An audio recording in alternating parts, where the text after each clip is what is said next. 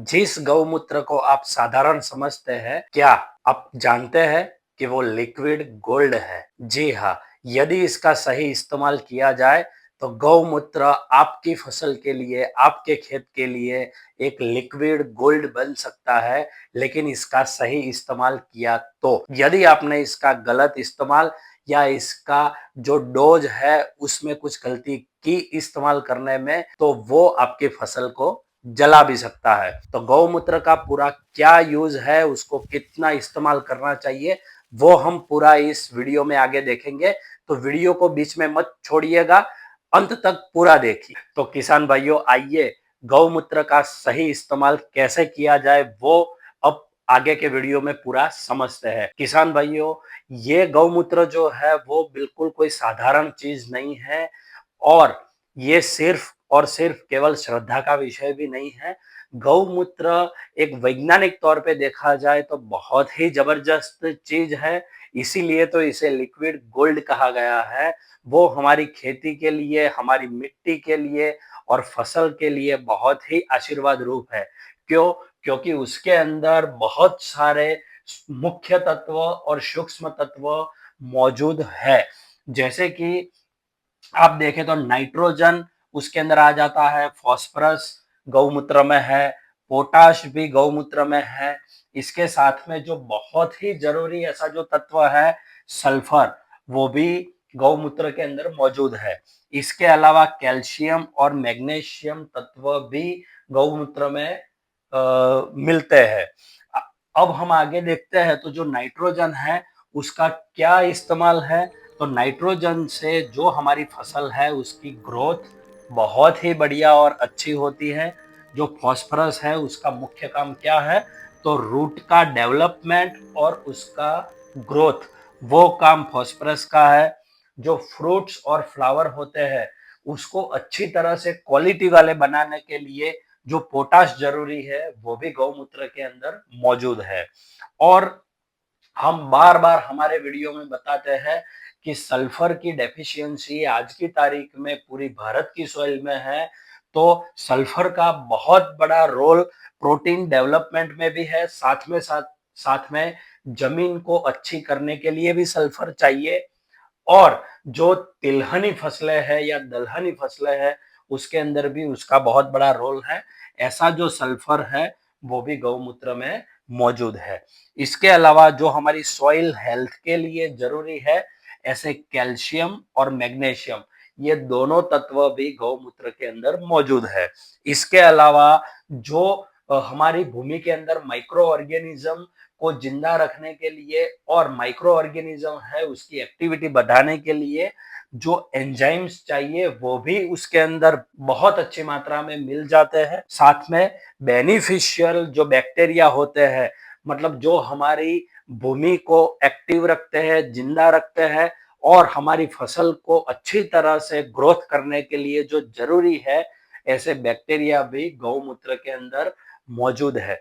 तो आपने देख लिया कि इतने सारे तत्व एक गौमूत्र के अंदर मौजूद है जो हमारी खेती के लिए कितना फायदेमंद हो सकते हैं। किसान भाइयों, अब गौमूत्र का सही इस्तेमाल कैसे करना है वो समझते हैं, क्योंकि यदि आपने सीधा ही इसका इस्तेमाल कर दिया तो आपकी फसल जल भी सकती है। तो इसका इस्तेमाल कैसे करना है, तो यदि हमें हमारी फसल पे छिड़काव करना है, मतलब स्प्रे करना है, तो जो 1 लीटर गौमूत्र है उसको करीब 8 से 10 लीटर पानी के अंदर उसको डाइल्यूट कर लीजिए, और डाइल्यूट करने के बाद ही इसका छिड़काव आप अपनी फसल पे कर सकते हैं। इसके अलावा यदि आपको सीधा ही आपके फील्ड में, आपके खेत के अंदर उसको ड्रिंचिंग के तौर पे देना है, जमीन में सीधा देना है, तो उसके लिए आप 5 से 10 लीटर गौमूत्र का इस्तेमाल आप कर सकते हैं। लेकिन खास ध्यान रखिए कि गौमूत्र को सीधा ही ऐसे आप फसल पे या जमीन में इस्तेमाल न करें, उसको पानी के साथ डाइल्यूट करके ही उसका इस्तेमाल करें। किसान भाइयों, अब समझते हैं कि गौमूत्र को कब डालें, मतलब कड़कड़ती धूप में दोपहर को गौमूत्र का इस्तेमाल करना, मतलब उसका कोई फायदा हमें नहीं मिलने वाला है, क्योंकि ज्यादा धूप की वजह से जो अंदर तत्व है, एमोनिया है और बाकी सारे सूक्ष्म तत्व है, वो ज्यादा धूप की वजह से वो उड़ जाते हैं, इवेपोरेट हो जाते हैं। तो गौमूत्र का इस्तेमाल करने का जो सही समय है वो कौन सा है? तो सुबह में 10 बजे से पहले इसका इस्तेमाल करना चाहिए, क्योंकि उस टाइम पे सूरज की गर्मी बहुत कम होती है। यदि सुबह में हमारा सेट नहीं होता है तो शाम को 4 बजे के बाद आप गौमूत्र का इस्तेमाल कर सकते हैं। और किसान भाइयों ध्यान रखिए कि 15 दिन में सिर्फ एक बार ही इसका इस्तेमाल करें, सिर्फ 15 दिन में एक बार।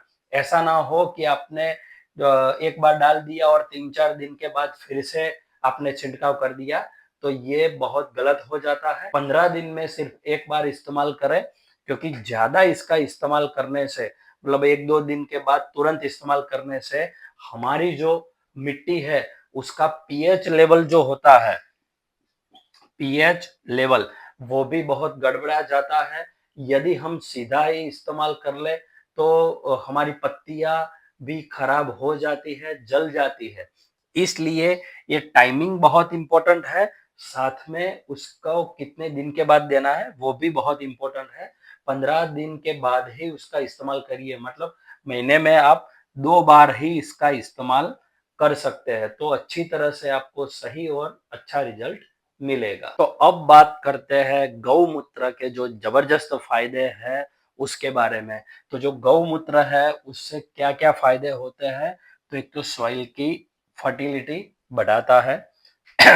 आने वाले खेत में आने वाले जो कीट है और जो रोग है उनसे जबरदस्त सुरक्षा देता है। जो हमारी फसल, हम जो भी फसल करते हैं उसकी ग्रोथ अच्छी तरह से तेजी से बढ़ाता है और अच्छी करता है।